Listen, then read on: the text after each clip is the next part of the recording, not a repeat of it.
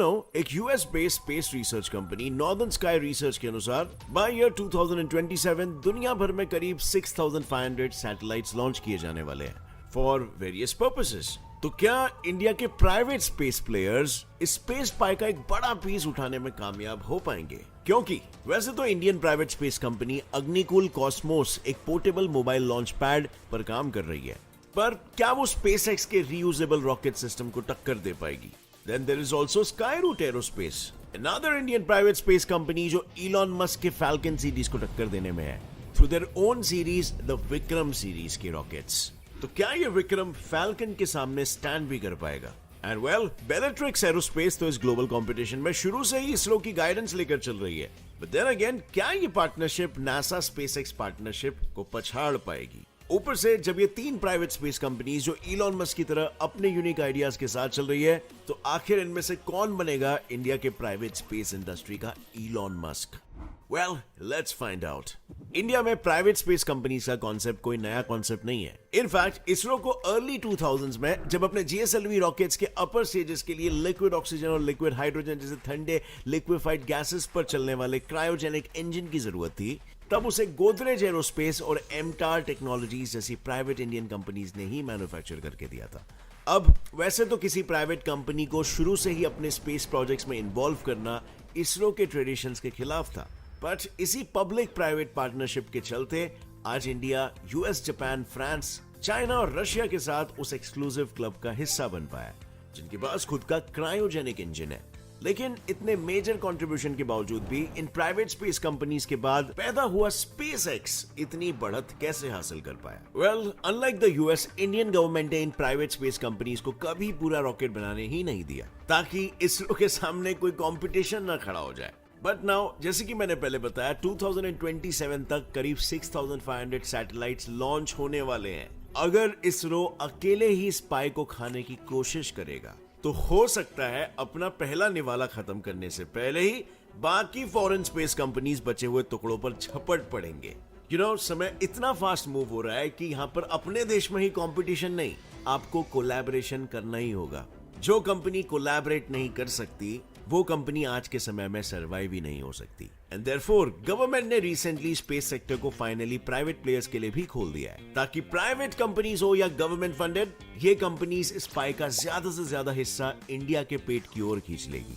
Now that's really interesting, right? कि space में अब इंडियन प्राइवेट कंपनीज भी होगी। लेकिन कौन है वो प्राइवेट महारथी जो स्पाई के एक बड़े टुकड़े को खाकर डकार मारने के लिए रेडी बैठा है? वेल, वैसे तो रेस्ट्रिक्शंस हटाते ही टोटल 40 से भी ज्यादा प्राइवेट स्पेस कंपनीज पॉपअप हुए हैं इन दीज 4 to 5 years। लेकिन इनमें से जो सबसे इनोवेटिवली आगे दौड़ रहे हैं ना, वो है अग्निकुल, स्काईरूट एरोस्पेस और बेलेट्रिक्स एरोस्पेस। अब अगर इलॉन मस्क के स्पेसएक्स को टक्कर देनी है तो ऑब्वियसली जैसे स्पेसएक्स ने रीयूजेबल रॉकेट बना के स्पेस इंडस्ट्री में एक इनोवेटिव आइडिया लाया, वैसे ही इन्हें भी कुछ सोचना पड़ेगा, राइट? इनडायरेक्टली जो भी ये लोग सोचे वो स्पेस इंडस्ट्री का फ्यूचर होना पड़ेगा, यानी कि they have to be a great visionary. Example के लिए जेफ बेजोस, जिसने इंटरनेट आते ही ये सोच लिया था कि एक दिन घर बैठे बैठे प्रोडक्ट्स खरीदना आम जिंदगी हो जाएगी। बिल गेट्स, इन्होंने ऑफलाइन नोट्स टेकिंग को डिजिटल कर दिया। इसके अलावा what else? Yes, trading. Example के लिए टाटा ने एरोस्पेस में और डिफेंस में इन्वेस्ट करना शुरू कर दिया। मस्क ने हाइपरलूप में और जेफ बेजोस ने एआई एंड स्पेस टेक्नोलॉजी में, क्योंकि यही फील्ड्स आगे चल के ग्रो होंगे। सेम जैसे हम गोल्ड लेके होल्ड करते हैं और फिर कुछ साल बाद बेचते हैं, similarly what else are they holding? Well, Elon Musk, Jack Dorsey CEO of Twitter, Sundar Pichai and even Tim Cook CEO of Apple are holding crypto currency. ये लोग बिलीव करते हैं कि crypto currency is the future और crypto में trade करना चाहते हो। मतलब अगर फ्यूचर में इसकी वैल्यू बढ़ती है तो ये लोगों का अरबों का प्रॉफिट होने वाला है। सो अगर आप भी उस ग्रोथ का एक हिस्सा बनना चाहते हो तो मैं आपको रेकमेंड करूंगा best platform coin switch Kuber. इस ऐप में आपको 85 से भी ज्यादा क्रिप्टो करेंसीज मिल जाएंगे। मतलब आपकी मर्जी, आप जो चाहे उस कॉइन में ट्रेड कर सकते और इसमें मिनिमम डिपॉजिट 100 रुपीज का है। और मजे की बात तो वो है कि आप नीचे डिस्क्रिप्शन लिंक पे क्लिक करोगे तो 100 रुपीज के फ्री बिटकॉइंस आपको वैसे ही मिलेंगे अपनी ट्रेडिंग जर्नी शुरू करने के लिए। इस ऐप में केवाईसी भी होता है, जिसका मतलब आप सिर्फ ट्रस्टेड लोगों से ही डील करोगे। सो फ्रेंड्स, अगर आप भी फ्यूचर टेक्नोलॉजी में इंटरेस्टेड हो और डिसेंट मुनाफा कमाना चाहते हो, सो स्टार्ट ट्रेडिंग नाउ, वरना बाद में होगा पछतावा। स्टार्ट स्मॉल और जैसे आप रिसर्च करके आपका नॉलेज बढ़ेगा वैसे और पैसे लगा सकते हो। Link is in the description. So क्या है इनमें इतना खास? सबसे पहले बात करते हैं अग्निकुल कॉस्मोस की। अग्निकुल अगले कुल एक आधे साल में अपने कूल्ड केरोसिन फ्यूल से कुल मिलाकर 200 किलो न्यूटन का धूल उड़ाता थ्रस्ट पैदा करने की चुल में बैठा है, वो भी 8 पूरी तरह से 3D printed carbon fibre composite से बने अपने एग्निलेट और एग्नाइट रॉकेट इंजन्स के साथ। अब ये 8 इंजन इस रॉकेट में लगने वाले हैं। वो वैसे तो सिर्फ 100 किलोग्राम तक का ही पेलोड लेकर टेक ऑफ कर सकते हैं, लेकिन जैसे कि इंडिया के ऑलमोस्ट सभी प्राइवेट स्पेस कंपनीज का मानना है कि वो एक बस बनाने में इंटरेस्टेड नहीं है जिसमें बैठे पैसेंजर्स को पूरी बस भरने तक इंतजार करना पड़े टू मूव। वो एक छोटी टैक्सी बनाना चाहते हैं जो स्मॉलर सैटेलाइट्स को इंडिविजुअली लेकर उड़ सके और उन्हें लॉन्च के लिए 2-2 साल रुकना ना पड़े for other big satellite companies. In fact यही रीजन भी है अग्निकुल का अग्नि बाण रॉकेट एक 18 मीटर ऊंचा 2 स्टेज वाला रॉकेट होने वाला है जो टोटली केरोलॉक्स यानी कि केरोसिन प्लस लिक्विड ऑक्सीजन वाले फ्यूल पर चलेगा।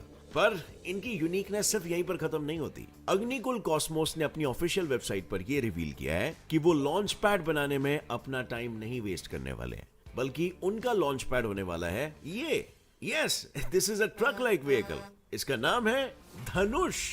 इस पोर्टेबल मोबाइल धनुष से अग्नि बाण को लॉन्च किया जाएगा एकदम महाभारत स्टाइल में, यानी कि कस्टमर्स जहां से चाहे वहां से अपने सैटेलाइट को लॉन्च कर सकते हैं। और अपनी इसी सहूलियत को और ज्यादा फैसिलिटेट करने के लिए उन्होंने इटली बेस्ड लीव स्पेस के साथ भी टाई अप किया है, जो अपने 12 ग्लोबल ग्राउंड स्टेशंस के जरिए स्पेसक्राफ्ट और सैटेलाइट्स को एफिशिएंटली कंट्रोल कर सकती है, वो भी किसी भी कंट्री से। साथ ही अग्निकुल कॉस्मोस ने अपनी कंपनी को यूरोपियन स्पेस एजेंसी ESA द्वारा सपोर्टेड होस्ट MI नाम के एक डिजिटल प्लेटफॉर्म पर भी रजिस्टर किया है, जो बेसिकली रॉकेट कंपनीज को सैटेलाइट कंपनीज से मिलवाने वाला एक मैच मेकिंग प्लेटफॉर्म है। मतलब in simple words space industry का Amazon। इस सब के चलते ये क्लियर दिख रहा है कि ये कंपनी बस गोदरेज एरोस्पेस की तरह सिर्फ इसरो के डिजाइन को मैन्युफैक्चर करके नहीं दे रही है, बल्कि स्पेसएक्स की तरह अपने खुद के आइडियाज के साथ दौड़ रही है। बट वेट, एक कंपनी तो ऐसी है जो दौड़ना नहीं बल्कि आसमान में अपने रूट्स गाड़ना चाहती है। And yes, it is Skyroot aerospace. Skyroot aerospace देखा जाए तो भले ही अग्निकुल कॉस्मोस और बेलेट्रिक्स एरोस्पेस के मुकाबले कंपैरेटिवली नहीं है, लेकिन ये ऐसे रॉकेट्स के साथ ग्लोबल स्पेस मार्केट में कदम रख रही है जो 24 घंटों में असेंबल होकर लॉन्च किया जा सकता है। जी हां, आपने बिल्कुल सही सुना, सिर्फ 24 घंटों में। इन्होंने father of Indian space programme doctor Vikram Sarabhai के नाम पर 3 रॉकेट्स डिजाइन किए हैं with different carrying capacities, Vikram 1, Vikram 2 और Vikram 3। Vikram 1 with payload area एक 19 मीटर लंबा 4 स्टेज का रॉकेट है, जिसका फर्स्ट स्टेज अकेले ही करीब 100 टन्स या 1000 किलो न्यूटन का थ्रस्ट जनरेट करता है, जो इसरो के हाईएस्ट थ्रस्ट विकास इंजन से भी ज्यादा है। यानी बेस मॉडल होने के बावजूद भी it is way ahead of any Indian rocket of same size in the case of thrust, and therefore तकरीबन 315 किलो का वजन लेकर LEO में ये उड़ सकता है। फिर आता है विक्रम 2, जो विक्रम 1 से पावरफुल होने के बावजूद भी महज 72 आवर्स में असेंबल किया जा सकता है और करीब 520 किलोग्राम के सैटेलाइट को LEO में सेट कर सकता है। एंड लास्टली आता है विक्रम 3, जो बेसिकली विक्रम 2 की तरह है but with added strap on booster engines. इन एक्स्ट्रा बूस्टर्स की वजह से विक्रम 3 करीबन 720 किलोग्राम तक के सैटेलाइट को आराम से लोअर ऑर्बिट में सेट कर सकता है। एंड इवन देन इसके लिए भी कस्टमर्स तत्काल में ऑर्डर दे सकते हैं, क्योंकि बस 72 आवर्स में ही ये लॉन्च पैड पर हाजिर हो जाएगा। How amazing, right? अब वैसे तो ये तीनों ही रॉकेट्स काफी प्रॉमिसिंग लगते हैं और इसी साल के एंडिंग तक ये अपनी पहली उड़ान भर भी चुके होंगे, लेकिन इनकी टेक्नोलॉजी से ज्यादा इनकी स्ट्रैटेजी और गोल इनोवेटिव है कि भाई रॉकेट्स तो हर कोई भेज सकता है, लेकिन 24 घंटे में भेज के बताओ तो माने।